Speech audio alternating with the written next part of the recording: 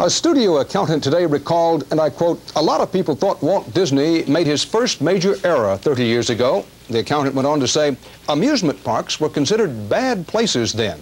And here he was putting $17 million into an orange grove in California. The financial community thought he was crazy. Goofy maybe, crazy no. 30 years later, Jerry Bowen looks at the world's most successful Mickey Mouse operation as Disneyland celebrates its birthday.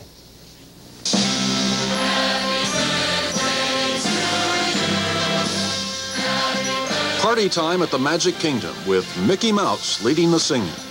It's taken very much for granted now, but more than 30 years ago, when Disneyland was just so much empty space among the orange groves, still just Walt Disney's vision, most people thought the idea was preposterous.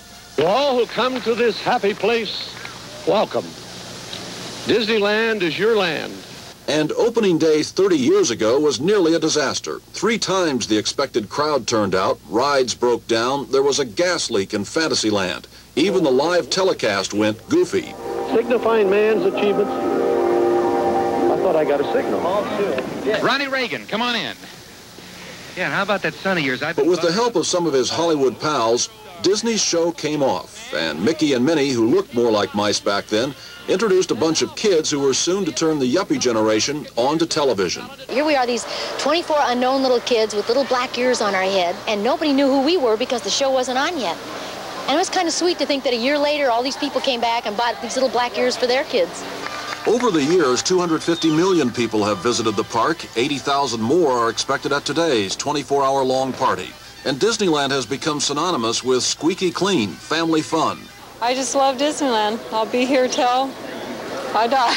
But the land of make-believe has not escaped real-world problems. A strike by employees last summer, the loss of a lawsuit brought by 2 gay men stopped from dancing together in 1980, declining attendance for the last 4 years. So change is coming.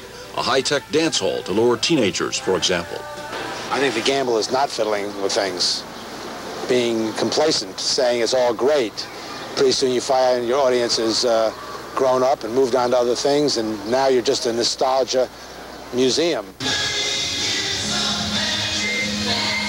And so today, with a public relations fanfare that left little to chance, Disneyland turned 30, hoping to convince anyone who will listen there's still a lot of magic left in the Magic Kingdom.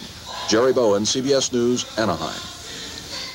And that's the CBS Evening News for this Wednesday. Dan Rather reporting from New York. Thank you for joining us. Good night.